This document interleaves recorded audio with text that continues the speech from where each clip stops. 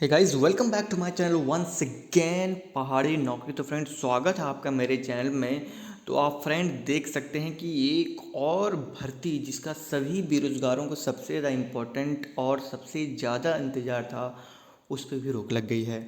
तो हम उसके बारे में पूरी डिटेल में आपसे बात करेंगे, तो हमारे साथ आप अंत तक बने रहिएगा। तो फ्रेंड्स, 2600 पदों पर होनी है सहायक अध्यापक बेसिक की भर्ती, यानी कि जो सहायक अध्यापक की बेसिक टीचर पीआरटी की जो भर्ती थी, लगभग ऑल ओवर उत्तराखंड की जितनी भी डिस्ट्रिक्ट से 2-3 डिस्ट्रिक्ट छोड़ के सभी में आई हुई थी, उस पर रोक लग गई। अब वो रोक किस लिए लगी है, वो उसके बारे में भी हम डिटेल में चर्चा करेंगे, और वो रोक लगनी चाहिए थी या नहीं चाहिए थी, इसके बारे में हम आपसे डिटेल में बात करेंगे। तो लगभग 3 सप्ताह में सरकार एनसीटीई को जवाब दाखिल करने का निर्देश दे दिया गया है, और ये किस बात को लेकर है वो भी हम आपको डिटेल में चर्चा करेंगे आपके साथ। तो हाईकोर्ट ने राज्य में जो सहायक अध्यापक की जो 2600 बेसिक पदों पर जो भर्ती हुई थी, उस पर रोक लगा दी है फिलहाल। और इसकी चर्चा काफ़ी दिनों से चल रही थी, और ये चर्चा तभी उठ गई थी जब हमारे माननीय शिक्षा मंत्री जी ने कहा था कि एनआईओएस से किए हुए डीएलएड को मान्यता नहीं दी जाएगी उत्तराखंड में टीचिंग अप्लाई के लिए।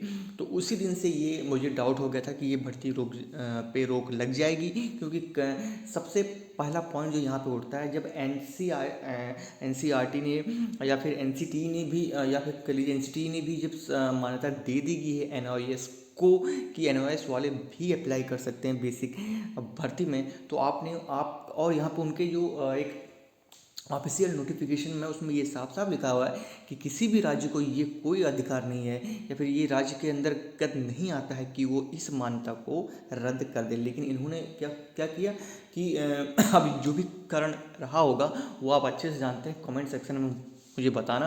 पहले इन्होंने एनओएस को मान्यता दी कि हाँ एनआईओएस वाले भी इसमें भर सकते हैं। उसके बाद पता नहीं इनकी क्या एक बैठक हुई, वहाँ पे ये डिसीजन हुआ कि एनआईओएस को नहीं मान्यता दी जाएगी। या तो उसके लिए आप कोई नियम बनाते कि भाई जो 2018 या पहले से हो गए या फिर बाद में हुए, या फिर कोई ऐसा नियम बनाते जिसमें कि वो उसके बाद वाले या फिर जैसे 2020 वाले इसमें भरते।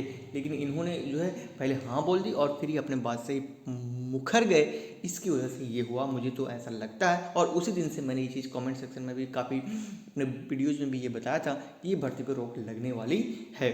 उसके अलावा आप देख सकते हैं न्यायमूर्ति जो शरद कुमार के एकल पीठ में यह सुनवाई हुई कि याचिका जो करता है, उन्होंने कहा कि शिक्षा विभाग से 15 जनवरी 2021 को जारी आदेश में को जो है चुनौती दी गई है, जिसमें ये कहा गया था कि अध्यापकों की भर्ती के लिए राष्ट्रीय मुक्त विश्वविद्यालय संस्थान यानी एनआईओएस से डीएलएड अभ्यर्थियों को आवेदन के योग्य बताया गया। जबकि मैं वही चीज़ मैं आपको बता रहा हूँ कि इन्होंने सबसे पहले एक नोटिफिकेशन निकाल गई, मतलब इनके शिक्षा मंत्री की नोटिफिकेशन निकालते हैं कि एनआईओएस वाले एलिजिबल हैं, और उसके 24 घंटे बाद इनके जो शिक्षा मंत्री हैं वो ये बोल देते हैं कि नहीं एनओएस वाले इसमें एलिजिबल है ही नहीं है। तो पता नहीं क्या चलता है यार, यहाँ पे मुझे कुछ समझ में नहीं आता। अभी आप देख सकते हैं कि जो सहयोगी गार्ड की भर्ती आई थी अल्मोड़ा में, उस पर भी रोक लग गई है, और इस पर भी रोक लग गई। ये अजीब ही है। तो 6 जनवरी को एनसीटीई की ओर से सभी राज्यों को ये परिपत्र भेजा गया था, जिसमें एनआईओएस से 18 माह का online diploma in elementary education उत्तीर्ण, ठीक है। उसके अलावा अभ्यर्थियों को टेट में पास अगर उन्होंने कर लिया है तो उसके बाद वो उत्तराखंड सचिव के में एलिजिबल हो जाए। उत्तराखंड के उन्होंने जिस भी स्टेट से किया है वहाँ वो एलिजिबल हो जाते। इसके बाद शिक्षा सचिव जो हैं, जिसके बारे में मैंने ऑलरेडी आपको वीडियो के बीच में ही बता दिया कि मीनाक्षी सुंदरम की ओर से आदेश जारी कर दिया जाता है कि हाँ ये एलिजिबल है। उसके बाद जो है एक इनकी मीटिंग होती है जिसमें ये डिसाइड होता है कि ये एलिजिबल नहीं है। तो यार फिलहाल के लिए यही न्यूज़ है आपके लिए कि ये एनओएस की जो डीएलएड थी, उन्होंने जो पास आउट हुए थे याचिकाकर्ता, उन्होंने एक रिट दायर की है, इसमें डिसीजन लिया गया। अब बिल्कुल मुझे लॉजिक भी इस बात में लगता है कि जब एनसीटी ने पूरा ये कहा कि नेशनल टीचिंग एजुकेशन ने कहा है कि एलिजिबल है, तो फिर आप कौन होते हैं? या तो आप अपने राज्य में ये नियम बनाते कि 2018 के पहले वाले इसमें अप्लाई कर सकते हैं, और या फिर 2020 के बाद वाले जो कर डीएलएड करेंगे वो एलिजिबल होंगे।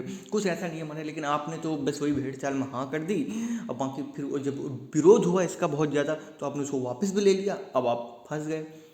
अब जो है भर्ती जो है लटक गए। अब आप क्या सोचते हैं कमेंट सेक्शन में बताना। बाकी वीडियो अच्छी लगी तो अपने दोस्तों के साथ कर देना शेयर। बाकी आप मुझे इंस्टा ट्विटर पे फॉलो कर सकते हो, सभी का लिंक जो है डिस्क्रिप्शन बॉक्स में मिल जाएगा। ऐसी इंटरेस्टिंग वीडियोज़ के पढ़ाई नौकरी को फॉलो करते रहिए। मिलता हूँ नेक्स्ट वीडियो में। टिल देन जय हिंद, जय भारत, जय उत्तराखंड।